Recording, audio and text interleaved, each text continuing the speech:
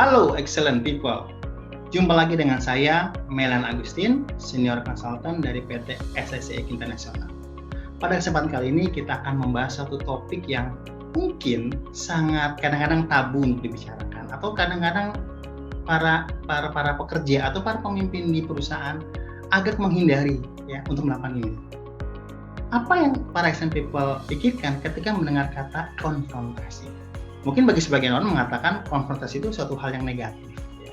Karena pada kaitannya terkadang konfrontasi dilekatkan pada kata-kata yang bersifat negatif. Padahal ya, sebagai seorang pemimpin, sebagai seorang leader, ataupun sebagai seorang pekerja yang ada di perusahaan, konfrontasi adalah kemampuan yang harus dimiliki oleh semua orang, terutama para leader yang ada di perusahaan. Kenapa? Karena dengan ada konfrontasi, Anda akan mengkonfrontasi sesuatu yang seharusnya A tidak menjadi A, Anda konfrontasi sehingga level standar yang ada menjadi sesuai dengan yang disepakati.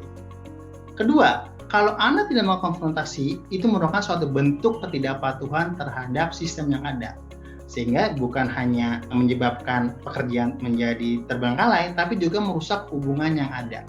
Ya, terlebih lagi akan merusak kinerja tim yang Anda telah buat selama ini. Sebagai seorang pemimpin atau supervisor atau manajer, konfrontasi ini adalah bagian dari tanggung jawab Anda. Karena tugas Anda adalah memastikan hasil pekerjaan dari anak buah Anda sesuai dengan yang disepakati. Ya. Karena apa?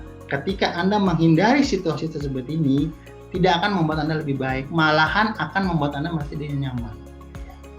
Permasalahannya adalah apa yang harus saya lakukan, gitu kan? Karena pada dasarnya orang-orang menganggap bahwa konfrontasi ini sesuatu hal yang tidak baik, jahat, terus merusak, berperang, segala macam. Pada kenyataannya, konfrontasi ini merupakan suatu hal yang tidak mudah. Ya. Apalagi kita di dunia ada timur, kadang-kadang ketika kita mau menegur atau mengkonfrontir sesuatu terhadap orang yang lebih tua pada diri kita menjadi sungkan atau kapok. Lalu apa yang harus kita lakukan? Yang pertama adalah yakini diri Anda, pahami dulu bahwa kalau Anda tidak mau konfrontasi, artinya ini kesalahan Anda. Kalau Anda tidak mau konfrontasi, artinya Anda menyalahi sistem yang ada. Pahami itu dulu, yakini itu dulu. Yakini pada diri Anda bahwa kalau saya nggak konfrontasi, artinya saya yang salah. Karena kalau Anda tidak yakin akan hal ini, maka apapun itu akan menjadi percuma. Oke. Setelah Anda telah yakin bahwa konfrontasi ini merupakan bagian dari pekerjaan saya, baru kita bicara bagaimana teknik dalam melakukan konfrontasi. Ya. Ada 3 teknik yang bisa kita lakukan dalam melakukan konfrontasi. Kita menyebutnya adalah perilaku transaksi manajemen. Konfrontasi kita terhadap rekan kerja, terhadap orang dewasa atau lebih tua itu harus berbeda, tidak bisa sama. Ya. Bagaimana kita melakukan konfrontasi terhadap bawahan kita, tetapi secara umur dia di atas kita. Ya, bagaimana kita mau konfrontasi terhadap tim di bawah kita yang secara level atau secara umur dia di bawah kita. Ada tekniknya, ada caranya. Ya, yang pertama adalah dengan tipe parent, orang tua.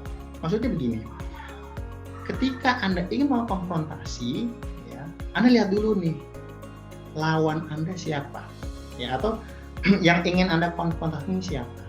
Kalau misalkan yang Anda ingin konfrontasi ini secara umur di bawah Anda, secara level di bawah Anda bisa menggunakan konfrontasi cara orang tua.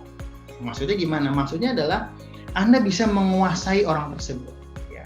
Cara-caranya dengan nada tinggi, dengan marah-marah, dengan menunjuk, itu Anda bisa lakukan. Anda bisa mengkonfrontasi ini kalau pihak yang Anda ajak konfrontasi ini secara level atau secara umur di bawah Anda.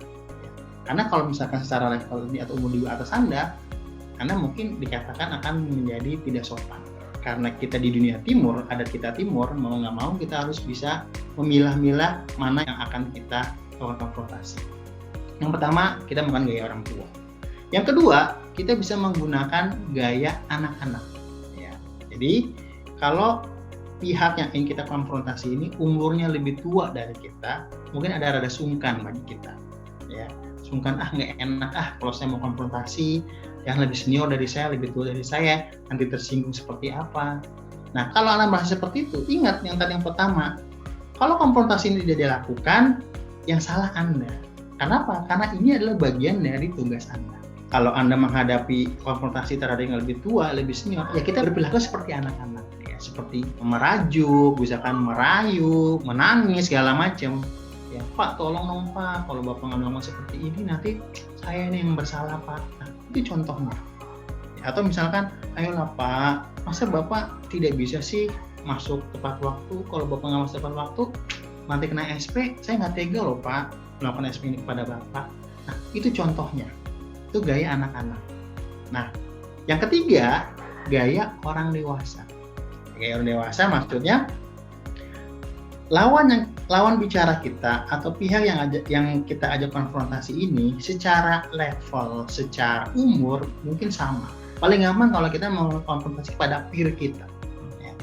Gaya orang dewasa ini ciri-cirinya adalah bahasa yang kita gunakan itu biasanya bahasa formal, tone-nya atau nada suara kita itu stabil, ya tidak naik, tidak turun. Misalkan, contoh, oke, Pak Budi, saya rasa yang Pak Budi lakukan ini kurang tepat, karena berdasarkan sistem yang ada, harusnya aturan perusahaan mengatakan A, B, C, D, tetapi yang Bapak lakukan adalah C, D, E, F, G. Nah, itu adalah yang salah. Nah, itulah contoh konfrontasi yang Bapak-Bapak atau para SNP bisa lakukan di dunia kerja. Karena apa? Pada akhirnya harapannya konfrontasi ini bisa mengembalikan perilaku yang sebelumnya di bawah standar menjadi kembali berada di standar.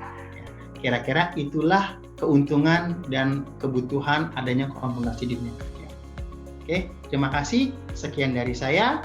Jika ada pertanyaan, saran, ataupun rekomendasi topik yang ingin dibicarakan di video berikutnya, jangan lupa untuk tulis di kolom komentar di bawah ini. Dan sekali lagi saya ingatkan untuk like and subscribe YouTube channel dari SIP Indonesia. Terima kasih, salam improve.